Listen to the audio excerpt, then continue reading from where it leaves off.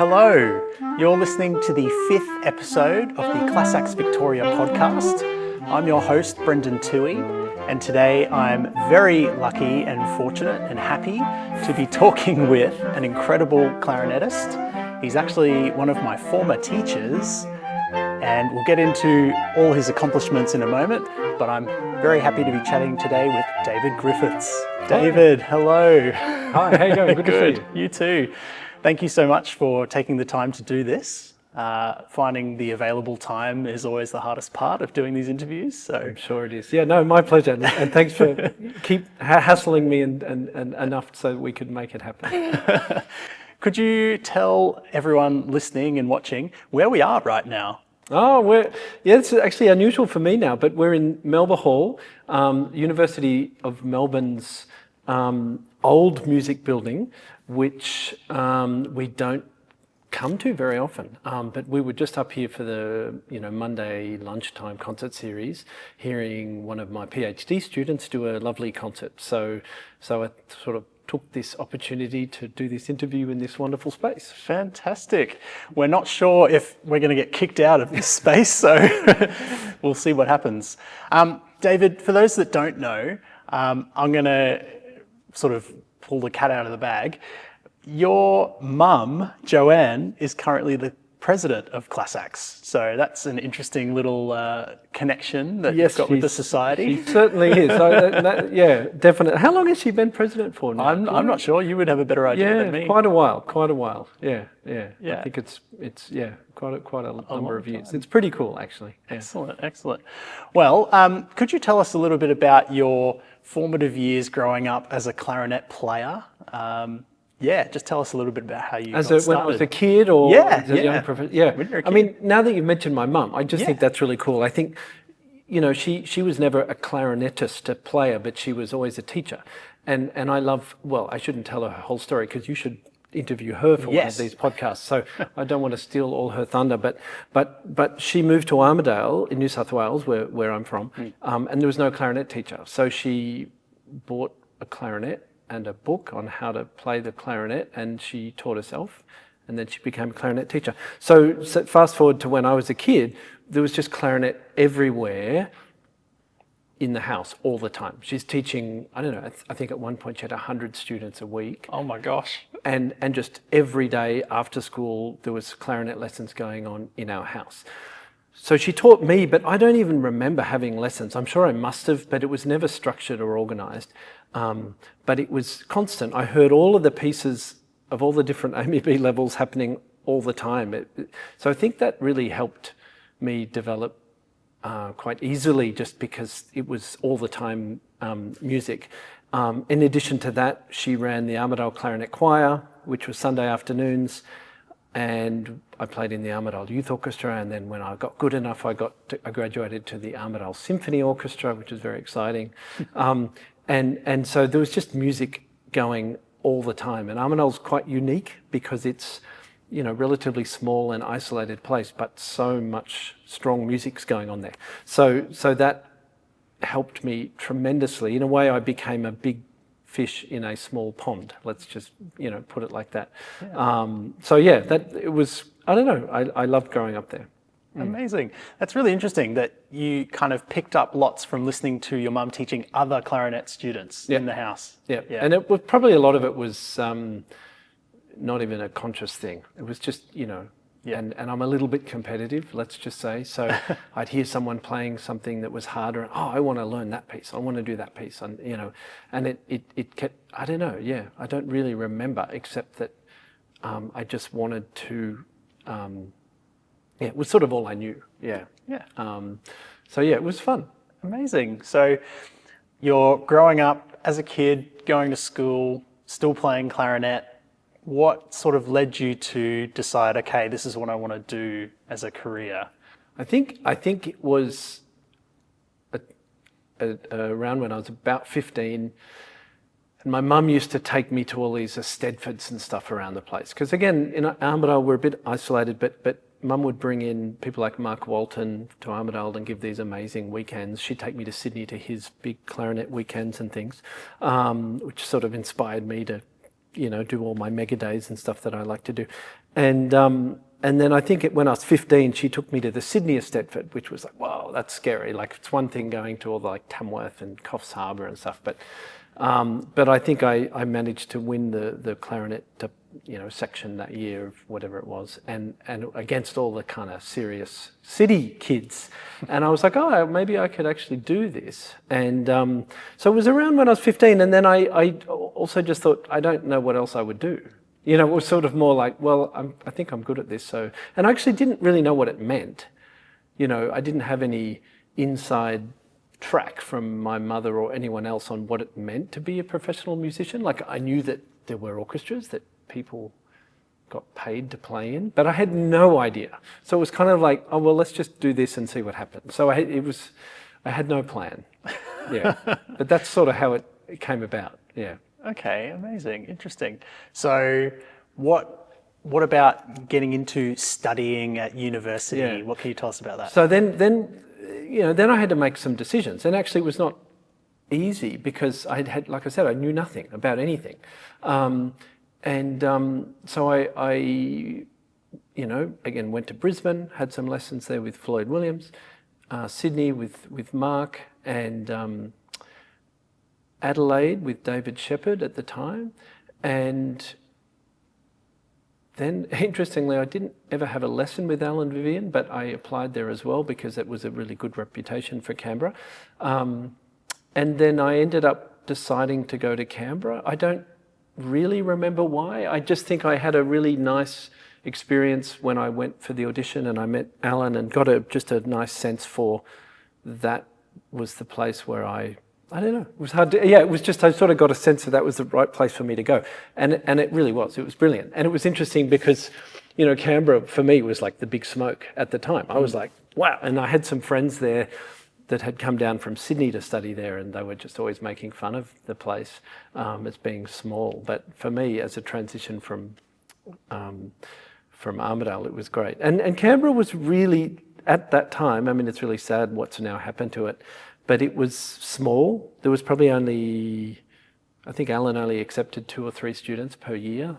So there was, I think, only sort of 8 at any given time. And so we had a lot of opportunities, and it was a lot of attention from him and the other teachers, and the standard was incredibly high. And it was just an amazing atmosphere to work really hard. Once I kind of worked out how to do that, and then I got stuck into it. Canberra was brilliant. So yeah, that's sort of how I ended up there. Yeah. Amazing. I can share a bit of not a funny story, but just a story about Alan Vivian. Do.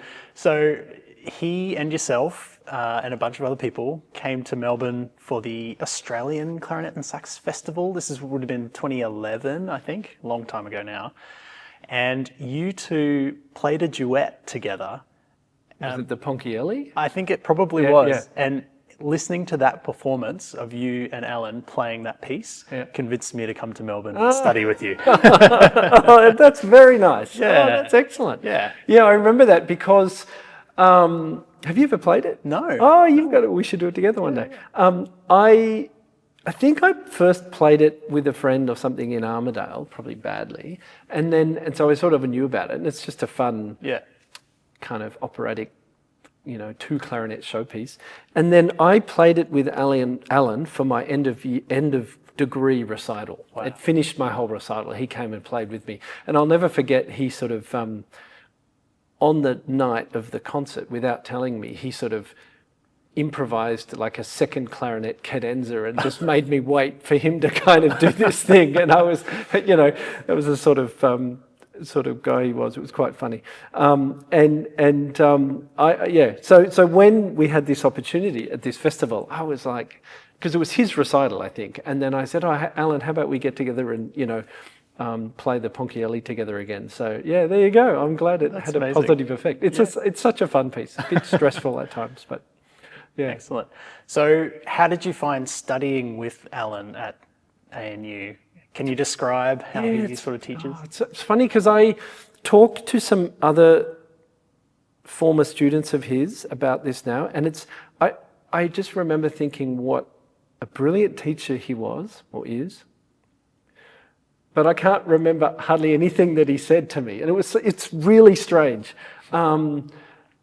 Yeah, it on the spot right now, I can't even remember. But he was just excellent. I mean, I think one of the first things is, and this is what I talk about with my students now, but it's just developing a bigger sound. You know, that when you go to university, it's like you sort of have to learn. You've got like I call it a high school sound, and you have to develop a professional sound. So, of course, the first thing, it's all about air and developing sound. I remember he gave me Nielsen concerto in my second year pretty early on. And I remember his rationale was to get me to just blow more, right? Because to play that piece, you just need to, you need so much air. So that was, I remember that was quite good. And then, attention to detail with rhythm is so important too. So I remember being, very strict about that. But sadly, my actual specific recollections of lessons are very few and far between. And I sort of, in hindsight, wish that I'd recorded some of the lessons or actually taken notes in a journal, which is what I ask my students now to do. But back then, I didn't do any of that. It would have been really interesting to look back on, on what he actually taught me. There's a lot about phrasing, of course. I do remember one of the very first things that he taught me was we'd start with a simple study, either like a rose study or an ool study, and really work on longer phrasing, using the air for longer phrasing. And then I also remember a fantastic exercise on sort of détaché staccato tonguing, which is something I'd never sort of thought about before. And actually, it's coming back to me now. The other thing I remember, which brings in my mum, I had the worst embouchure in high school, right? Oh. And because again, I'm sort of in the middle of nowhere. I'm not like, my only proper teacher was my mother, really. And after a couple of years, I didn't listen to her at all, And so she kept saying, I need to, flatten my chin, and I just didn't listen to it. And then, as you know, once you get your students to a certain age, if they haven't fixed that, it's quite hard to fix it. And so she kept trying to tell me to fix it, but I didn't listen to her, and I gave up.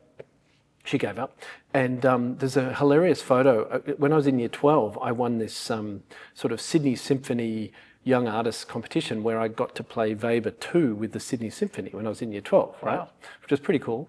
In like a recording. It was like and you'd go to Sydney for like workshops, and then it culminated with this performance. And there's a photo of the event, and like I've got my embouchures like this, and I've got a rubber band on my clarinet because my A key wouldn't shut properly because there was no one in Armidale to fix the clarinets and stuff. So it was kind of funny when I look back at that. It was just quite embarrassing. And then I went to Canberra, and I remember coming back to Armidale after the first term or semester, probably semester, and my embouchure was fixed.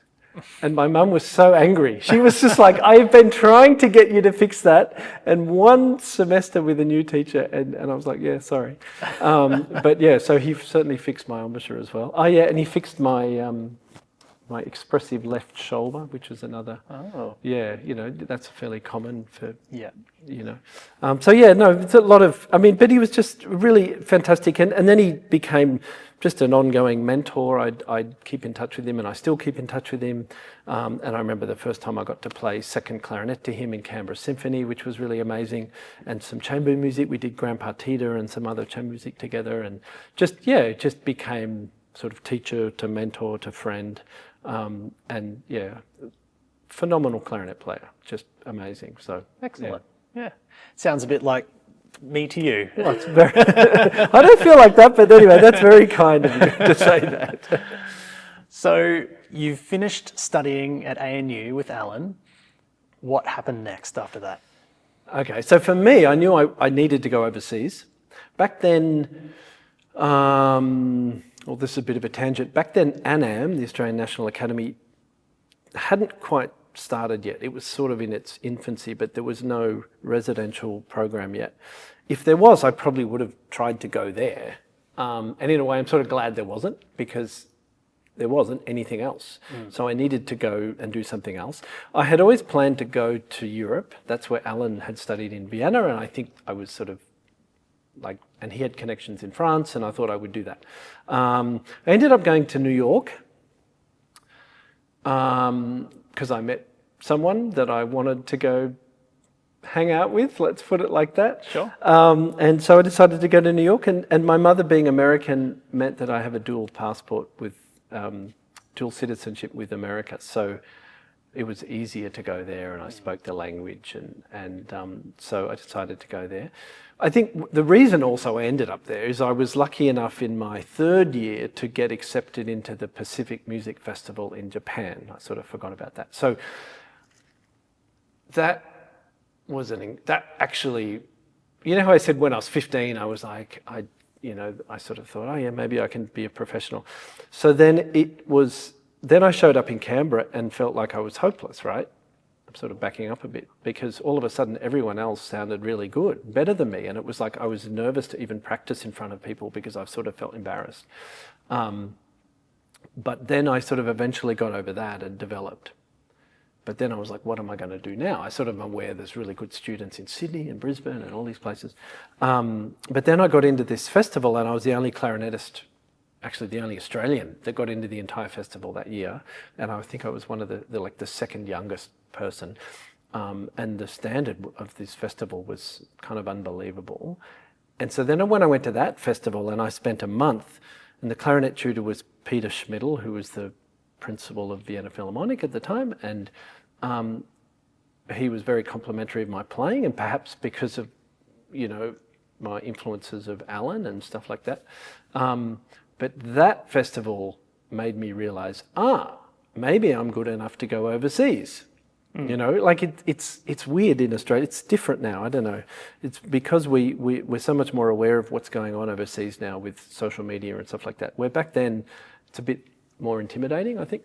But yeah, when I went to that festival and I'm hanging out with much older musicians and holding my own, I was like, actually, I could do this. And then that's when I met this person that lived in New York, and I was like, New York seems like a good place. Let's go there. So that's what happened. And so I went to Manhattan School of Music, which was my first choice. They were known for having a really good clarinet school, and they had this sort of Masters of Orchestral Performance. Ricardo Morales was teaching there, and Charles Neidig, all these, and some others. And so that's where I chose to go. Amazing. So can you tell us more about those lessons or what you learned? Of course I can. That I remember a bit more. I think it's just a bit more recent. But I first started, my four main influences there were Alan Kay, who was my first teacher when I got there. He's the artistic director of the Orpheus Chamber Orchestra, teaches at Juilliard, Manhattan School, a New York-based chamber musician, basically. He's a wonderful musician, wonderful guy. Hugely influential. I did chamber music every single week with David Krakauer, who many of you know is this like amazing klezmer clarinetist. But before he discovered klezmer in his 30s, he was really again major sort of chamber musician in the US. So he was also unbelievably inspiring.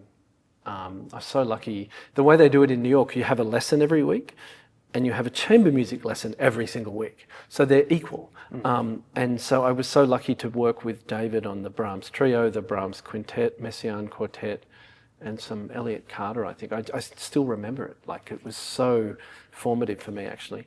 And then we had the Masters of Orchestral Performance stream, which Ricardo Morales was taking. So we would have weekly, I don't know if it was weekly, but it felt like it was weekly classes with him, with 2 or 3 or 4 of us as a clarinet section with all the different repertoire. So one week it's like Brahms 1 and 2. Next week, Brahms 3 and 4. Next week, Tchaikovsky 4, 5. It was so hard to keep up. Wow. And he would be really tough. If we weren't prepared, he would just, he'd say to us,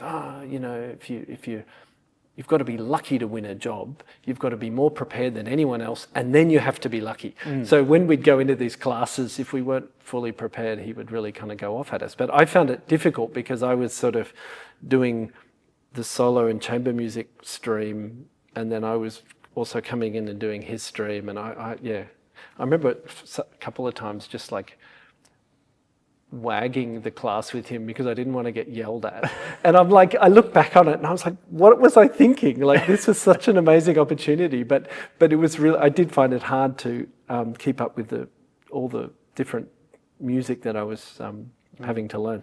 But yeah, look, in general, living in New York was amazing. There's concerts every single night at Carnegie Hall and Avery Fisher Hall and Alice Tully. And so just every single week you're going to concerts. The Met Opera, towards the very end, just before I left, I actually got a job as an usher at the Met, and so it's an amazing job. You get really, really well paid, and you just kind of help people come in, and then you just watch the opera. Yeah. And so that, yeah, you know, got to hear Ricardo play, you know, several times a week. So yeah, and then Orpheus Chamber Orchestra and the New York Philharmonic and all the visiting orchestras in Carnegie Hall. Like, it's just amazing. And I to be honest, I was never planning on leaving. That you know, I sort of ended up staying for 4 years. I finished my master's, I started a doctorate, started working with Charles Neidig at Stony Brook, and he's just a genius. I was just speaking to someone the other day about him, and another former student of his, like, just a phenomenal teacher. So that opened my eyes even more to a whole nother kind of way of thinking about music. He's got disciples all around the world who, you know, it's kind of, and we all even, like, I remember playing a gig with this mandolin player, Avi Arvitel, and he was like, were you a Charles Neidig student? And I said, yeah, how can you tell? And he said, oh, my closest friend was a Charles Neidig student, and you just play just like him. It's like we all have that influence, and it's quite strong in the way we, you know, play. So yeah, that was actually pretty cool. So I those 4 people I took so much from all of them as I was really, you know, Alan sort of taught me how to play the clarinet. And then when I got to New York, it was like how to become a musician. Not saying that Alan didn't do that, but, you know, I was old enough then to start actually understanding a little bit more about what I was doing, and immersing myself in this incredible amount of culture of what goes on there. Yeah. Anyway, I can just talk for hours about this stuff, so interrupt me. No, that's perfect. That's really interesting that you've had these influences from Charlie, but also Ricardo Morales and David Krakauer as well. Yeah, they're vastly different. They're vastly different. Yeah. Like, which I think is actually really awesome. Yeah. So you've finished your master's, you've started a PhD. What's the story behind coming back to Australia, and what happens after that? It was via China. So I've told this story a fair bit, so but, you know, listeners of the podcast might not have heard it. But like I said, I wasn't planning on leaving New York. I was in a contemporary music quintet called Proteus 5, and we were kind of going places, if you like. Flute, clarinet, violoncello, piano ensemble. We'd won some competitions, and we did this big Carnegie Hall debut, and we were doing all these cool things. But then, at the same time, I was still auditioning for orchestras, because part of me still wanted to, I enjoyed playing an orchestra too. So I sort of wanted to try everything. And actually going back to what I was thinking about a bit earlier too, I think that it's so important for all of us musicians to be open to everything. Like, you can have your eye on a prize or a few different prizes, but be open to whatever comes your way, right? And so I would, at Manhattan School, this is pre all the internet stuff that we have now. I'm not that old, but anyway, there was a job book, and you'd go into this office where you'd open this big folder, and if anyone wanted to advertise auditions or gigs or anything, they would call the sort of job office at Manhattan School, and you could go look through it. So, you know, every week or whatever, I'd go through and look through, and like Facebook. Yeah, exactly. That's how they. And actually, this is not how I found out about this one. But my point is, you'd hear about auditions, and in New York, a lot of auditions happen for festivals and summer things and whatever. And so you just apply for everything. And actually, I remember my first ever gig in New York. This is a funny story. There was a retired, actually, he wasn't even retired, but this really old guy who played accordion. He was a investment banker, absolutely loaded. And his wife had recently died, and he wanted to hire someone to play duets with him, clarinet and accordion. So I was like, yep, I'll do that. Cool. And so he paid me $15 an hour, and I went to his deluxe Central Park West apartment, and if we went for an hour and a half, he'd pay me $23.50. It was really, it was quite specific. But that was like my first ever job. And I was like, yeah, okay, I'll do that. I think he eventually organised a concert for him and for his friends, and we played. And anyway, so that was my first job. But how I ended up in China, like I said, my colleagues and my friends, I wasn't planning on leaving. In the meantime, I'd gotten a job in the ragtime orchestra, so I was quite, I was surviving as a freelancer. It's quite expensive in New York, but I was able to I was building up more and more work, and I was New York City Opera and some other really sort of nice gigs and some chamber music gigs and stuff. But then I was out on my birthday. Have you heard this story? No, I don't think so. Okay, cool. I was out on my birthday with some friends at a bar, just having a drink or whatever, and I met a guy who I'd never met before, who was at the bar because he was friends with a friend of mine. Okay. And we're like, oh, what are you doing? Blah, blah, blah. And he was an American guy. He said, oh, I play trombone in the Shanghai Radio Orchestra. And I was like, oh, what's that like? So we talked, and he was telling me all about it. And then he said, I said, well, what are you doing in town? And he said, oh, we're holding auditions down at Juilliard tomorrow. And I said, oh, what positions? And he said, oh, principal trumpet, principal viola, and principal clarinet. And I was like, what? Oh. And I said, I didn't hear about it. I must have missed the ad in the book. Mm. And I said, oh, is it too late for me to come down? And he said, oh, no, that's fine, you can come. And I said, oh, what are the excerpts? And he said, oh, I don't know off the top of my head, but I can call you in the morning and tell you. I was like, okay. So the night went on. It was a pretty late night. I think, honestly, I got home at 3 or 4 o'clock. It was quite late. New York's, nothing closes down. So I woke up, I was so tired. So he called me in the morning and said, oh, these are the excerpts. And I'd played all of them before except for one. One of them was, I can't remember what it was, but one of them I'd never played before. And but everything else was fine, and Mozart and stuff like that. And so he said, just come down at the end. We've got a schedule, but we'll fit you in at the end. I was like, fine. So I went down, and the audition was down at Juilliard, and and I went down. And it was interesting kind of life lesson, because I'd done quite a few auditions before that, where I put a lot of pressure, there's a lot of nerves, and I really wanted them. And I had some success, but I'd never actually won a job. And this, I didn't know what I was auditioning for. I hadn't really prepared. And so I went in with absolutely nothing to lose. I even rocked up, and the first thing I had to play was Mozart, and I forgot my music.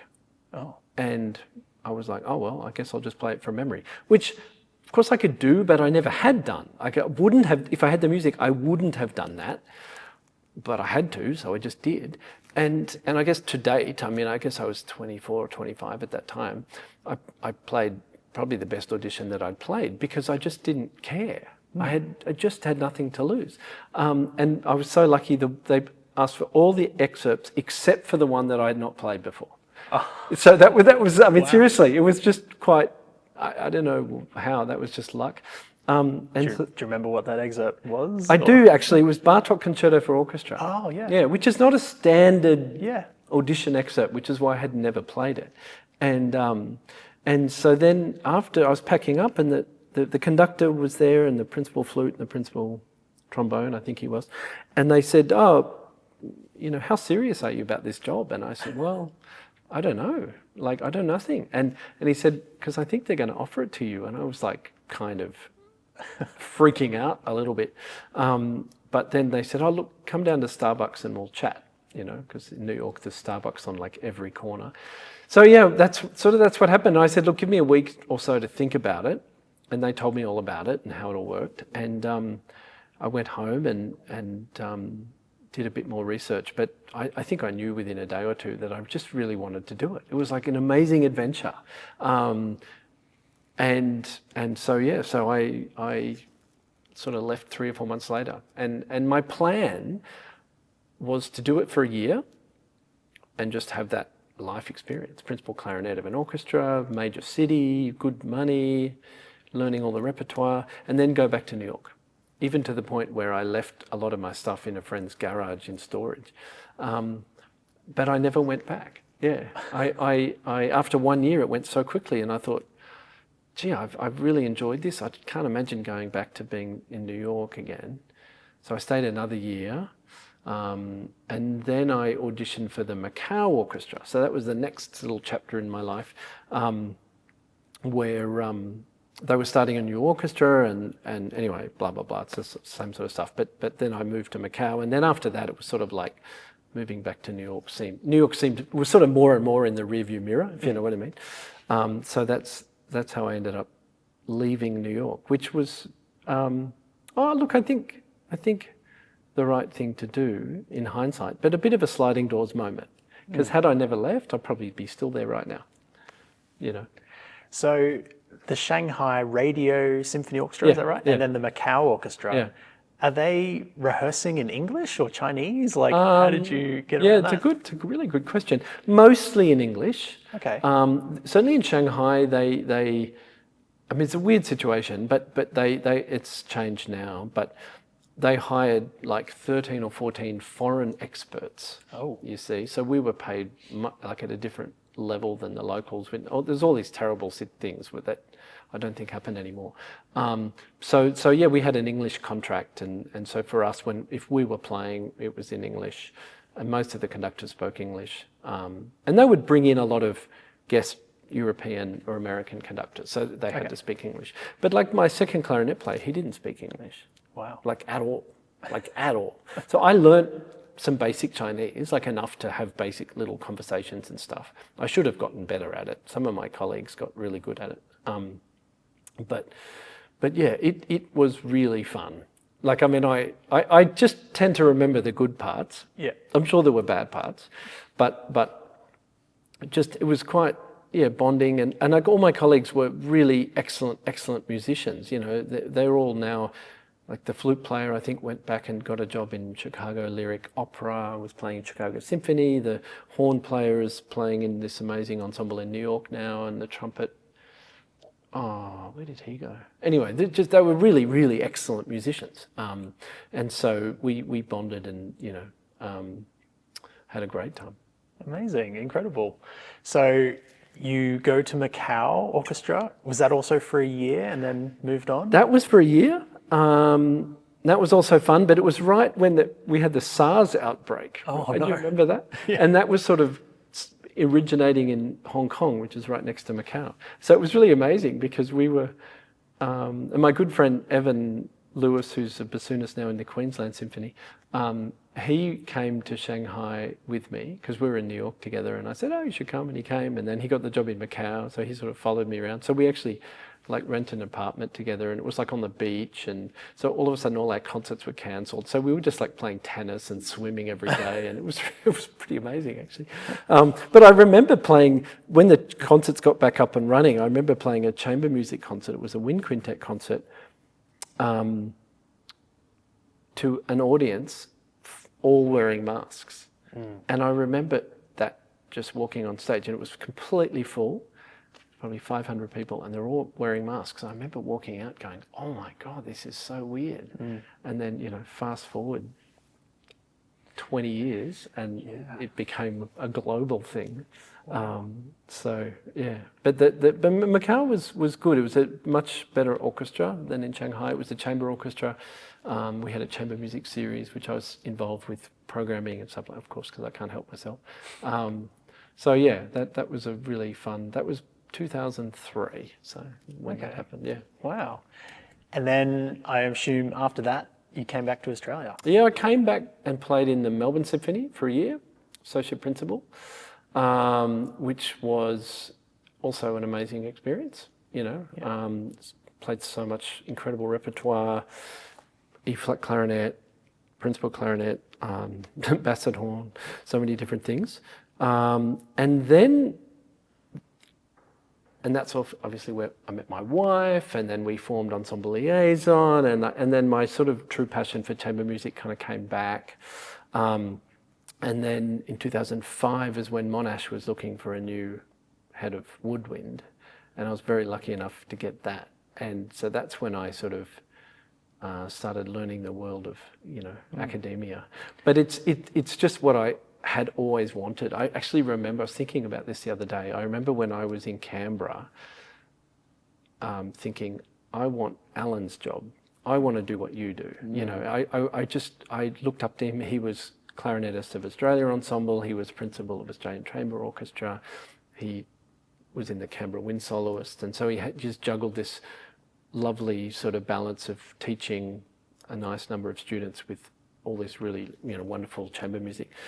So that's what I always wanted to do. So when this Monash job came along, and then 12, 13 years later now, the Melbourne Uni job, it's just absolutely, what I've always wanted to do. So it's kind of all worked out really nicely. Amazing. I didn't realise the Monash job was 2005. Yes. That's quite a long time. Yeah, I think it might, or was it 2006? So it might, something like that. But I was there for 12 years. Okay, yeah. And now Melbourne for 8. Yeah, so right. It's like this is my 20th year doing this. Amazing. Which is ridiculous. Because I didn't come to Monash to study with you until about 2012, I think it was. Yeah. So I'd already been there for a while. Yeah, Long yeah. time. And even that changed and developed, and things are always changing. But then in that time, so much of my focus was development of Ensemble Liaison and all that sort of thing, which we were just the other day, that's been going for 21 years. So we're sort of thinking back of all the different exciting adventures that we've had together, which has been really, quite cool. Amazing. You've really done a lot of, so you've got the orchestral side, the chamber music side, the teaching side. Another side, I guess, that maybe some people aren't familiar with is your kind of virtuosic, sort of klezmer-y, jazzy style of playing certain pieces. Where did that come from? Really good question. Yeah, sometimes people ask me if I'm Jewish because I love klezmer so much, but I'm not. But I don't know where that came from. When I was in high school, I used to play some jazz. Now, I wasn't very good at it, but I think, like, when I first heard Rhapsody in Blue, I was like, oh, I want to learn how to do that. So I taught myself to do the slide in Rhapsody in Blue in high school just by doing it. When students sometimes come to me and say, can you teach me how to do that? I'm like, no. You just work it out. Yeah. And I try and teach them, but I don't know. I just worked that out, and I remember being in a little combo that we would play jazz standards in the supermarket and busking and stuff like that. And when it came to studying Canberra, I did actually consider doing jazz because I loved it. I really loved it, and I think I was probably good enough at it that if I studied it, I would learn how to do it properly.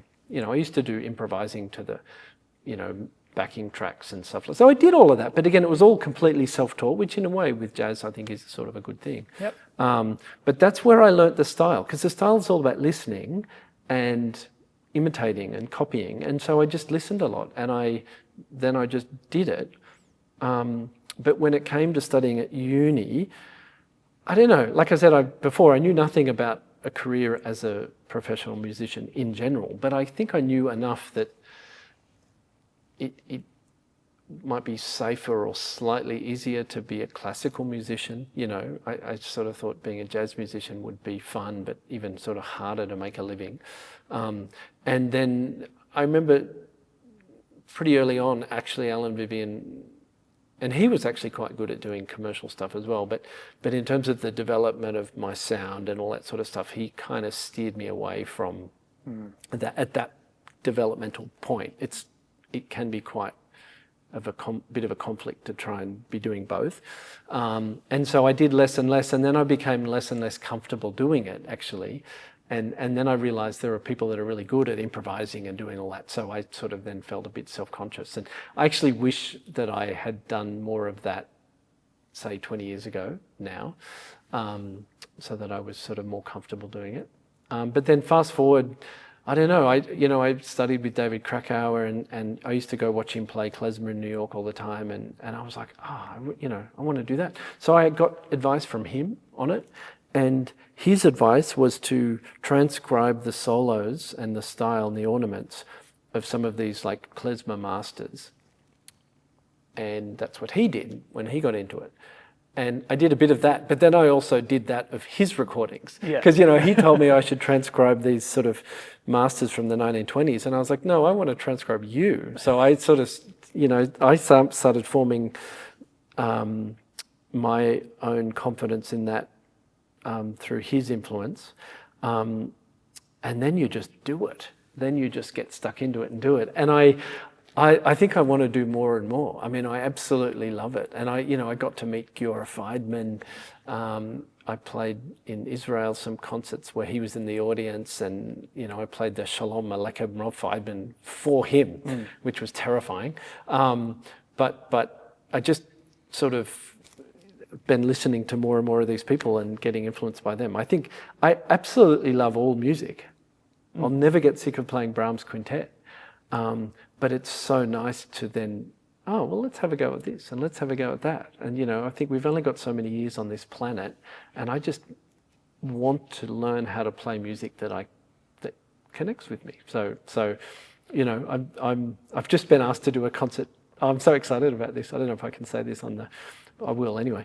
I'm doing a concert next year with an orchestra, and they've asked me to do, I don't know if we're even going to do it, but I've started practicing it anyway. Do you know there's that famous Eddie Daniels recording from like the 80s where he does the solfeghetto? Do you know that? Solfeggetto. Yeah, and then he like improvises and stuff. Yeah. So someone has like transcribed his solo. I think I've got it. It's notated in a book that he's put out. And so I think I'm going to be doing that next year, and I'm like so excited because as a kid, I actually had already started learning that solo from his recording, and because that's that sort of crossover with classical and jazz, and I love that. So I'm so excited to try and however many years left I have playing the clarinet.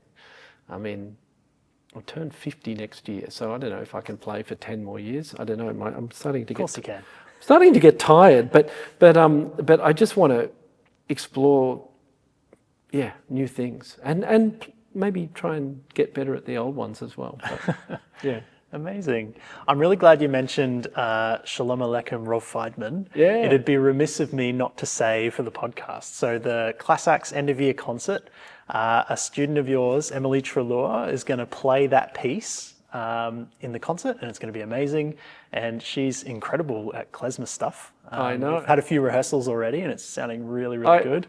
So you better come along, I think. I was hoping to play that concert myself, and unfortunately, as I think I told you, I'm not available to play. I wasn't available to play. But everyone else that listens need to make sure they come.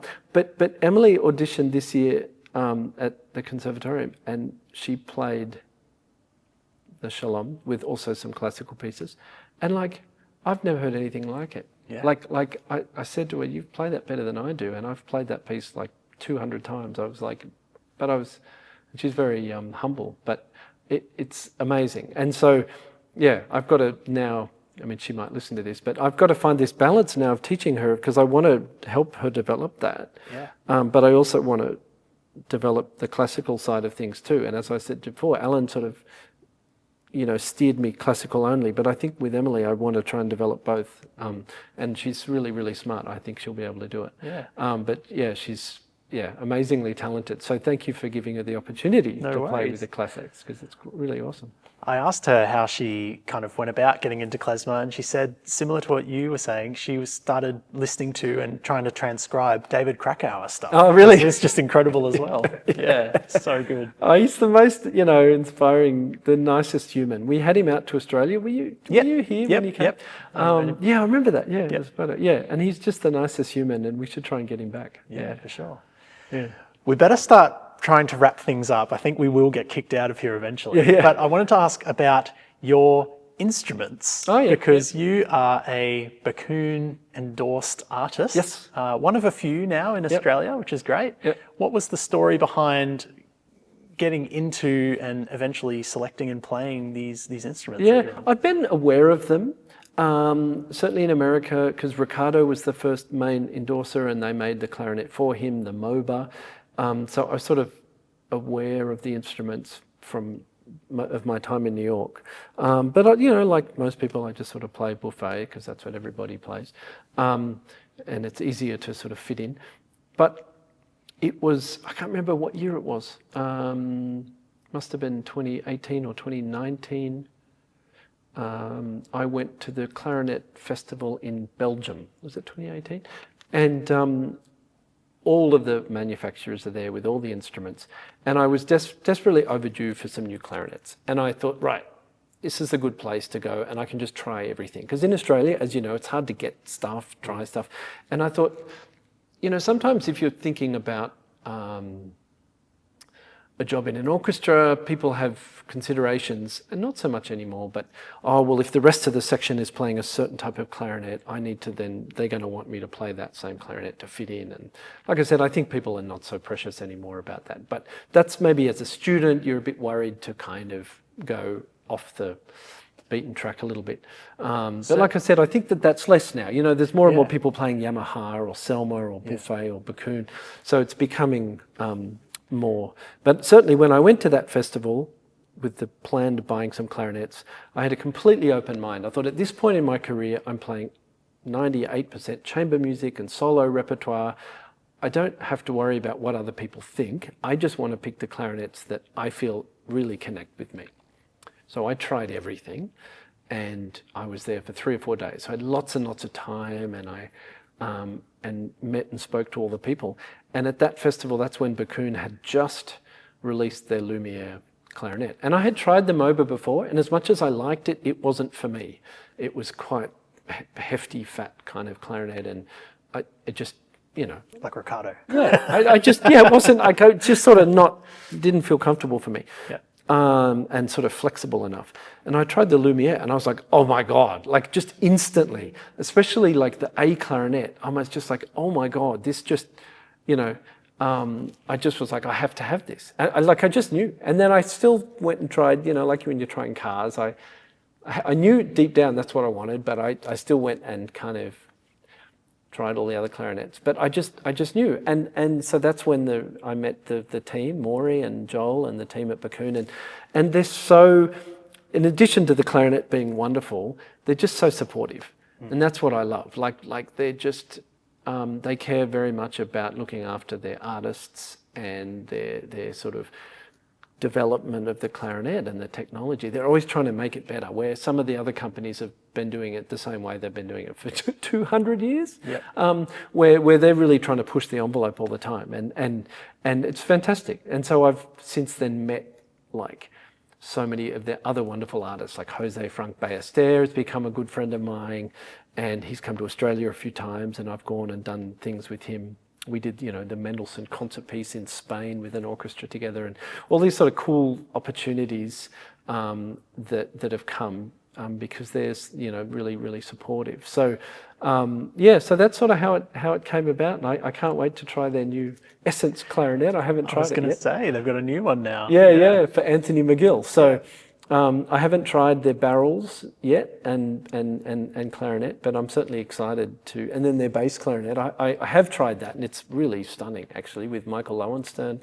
They made that. So I really like being part of you sort of feel like you're part of the team. And I enjoy that. So that's how that all came about. Oh, fantastic! I'm so glad that you've found your fit, your golden, what is it, the glass slipper? Yeah, exactly. It's your voice, and it's a unique voice, and I find it really special. So amazing. Yeah.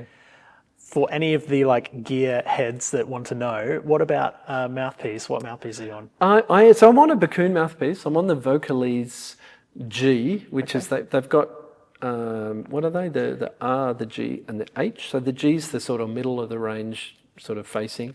I love it.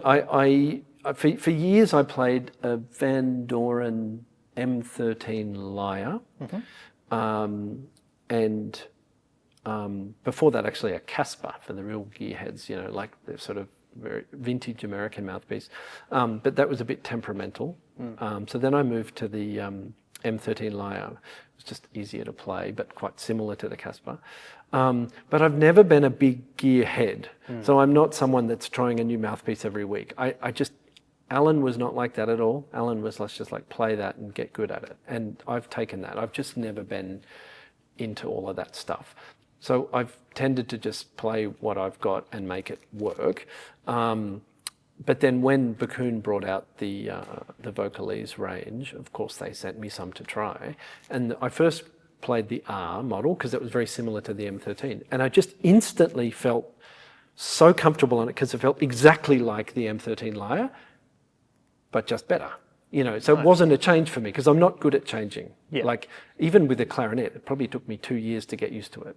Like I'm just not good at being flexible. That's how I am. But when that mouthpiece came, I was like, wow, feels exactly the same in terms of my mouth shape, but the sound just had more ring to it, which is what I loved.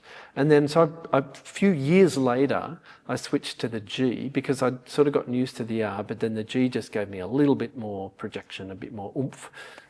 So that's what I'm on now. I've been trying all their other new ones, which I think are all fabulous, but none of them are connecting with me more than what I'm currently using. So, and I use a Van Doren V12 3.5 on it. Yep. And my current ligature is one of these Eddie Daniels. I can't remember what it's called. Is it just Expression? Yeah. Again, I'd been using a Silverstein Hexa, which I love. I think they're amazing. They're ridiculously expensive, but they're really, really good. I got one of those at that festival as well. Amazing ligatures. But then the Eddie Daniels people kind of encouraged me to try them, and I was like, actually, I really like this. So, I don't get too worried about my ligatures, but this is what I'm currently using. I really like it. So. Excellent. So this big international clarinet fest that you went to, it sounds like we need to have one in Australia, I think. Yes, let's talk. Get everyone to come together. I have been thinking about that. The international festival's never been in Australia. Has it ever been in the southern hemisphere? Probably not if it's never been in Australia. I think we need to try and make it happen. Yeah. Yeah. Excellent. David, thank you so much for your time. And do you have any gigs coming up that you want to plug really quick? Yeah, I don't know when this is going to come out. Yep. But on Monday, the 22nd of September, so I don't know if that's too soon for this podcast to get released. But that's the one I'm very excited about. We're doing Beethoven Septet, which is one of my absolute all-time favourite pieces with Ensemble Liaison and guest Dale Baltrop from the Australian String Quartet. With the exact same ensemble last year, we did Schubert Octet, which is my all-time favourite, piece. And we liked it so much that it was like, let's bring the same group back together to do Beethoven next time. So that's Monday night, 22nd of September at the Hanson Dyer Hall at the Conservatorium. But you could sort of find out about it on the Ensemble Liaison website. So yeah, definitely check that one out. But then I've got, what else is coming up? Sydney people, we've got the Australia Ensemble's last concert at the end of October, Dvorak Wind Serenade. So I'm very excited about that because I've got 5 of the Melbourne Uni students coming up to play with the Australia Ensemble. Cool.